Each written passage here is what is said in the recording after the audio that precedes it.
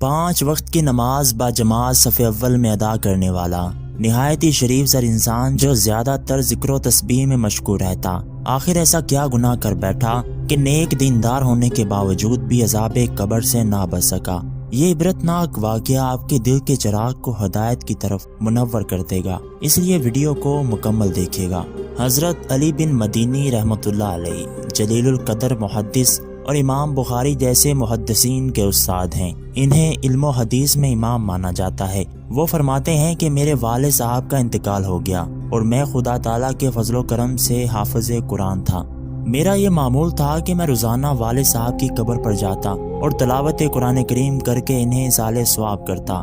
ایک مرتبہ رمضان شریف کا مہینہ تھا، 27ویں شب تھی۔ سحری کھا کر فجر کی نماز سے فارغ ہونے کے بعد حسب معمول میں فجر کے بعد والد صاحب کی قبر پر جا کر تلاوت کرنے لگا تو اچانک برابر والی قبر سے مجھے ہائے ہائے کرنے کی آواز آنے لگی۔ جب پہلی مرتبہ یہ آواز آئی تو میں خوف زدہ ہو گیا۔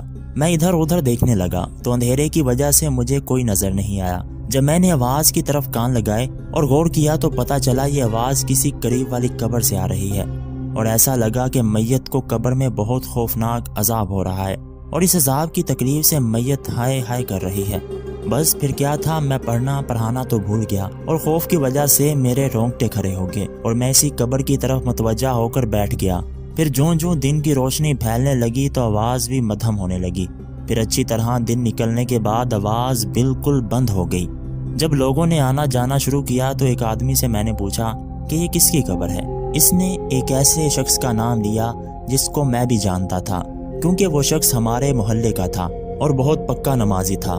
5 وقت کی نماز باجماعت صف اول میں ادا کرتا تھا اور انتہائی کمگور نہایت شریف آدمی تھا۔ کسی کے معاملے میں دخل نہیں دیتا تھا، جب بھی کسی سے ملتا تو اچھے اخلاق سے ملتا، ورنہ زیادہ تر تو وہ ذکر و تسبیح میں مشغول رہتا۔ جب میں اس کو پہچان گیا تو مجھ پر یہ بات بہت گراں گزری کہ اتنا نیک آدمی اور اس پر یہ عذاب آخر کیسے۔ میں نے سوچا کہ اس کی تحقیق کرنی چاہیے کہ اس نے ایسا کون سا گناہ کیا جس کی وجہ سے اس کو یہ عذاب ہو رہا ہے۔ چنانچہ میں محلے میں گیا اور اس کے ہم عمر لوگوں سے پوچھا کہ فلاں شخص بڑا نیک اور عابد و زاہد آدمی تھا، لیکن میں نے اس کو عذاب کے اندر مبتلا دیکھا ہے، اس کی کیا وجہ ہے؟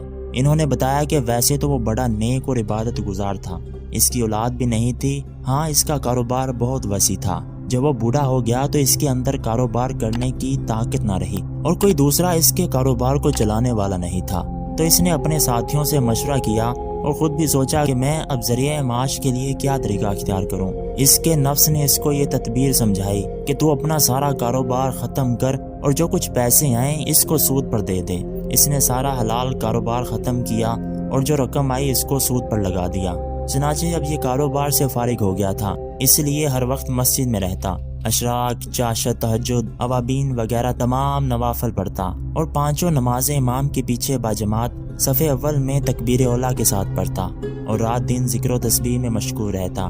ادھر لوگوں سے اسے ہر مہینے سود کی معقول رقم مل جاتی جس کے ذریعے مہینے بھر کا گزارا چلتا۔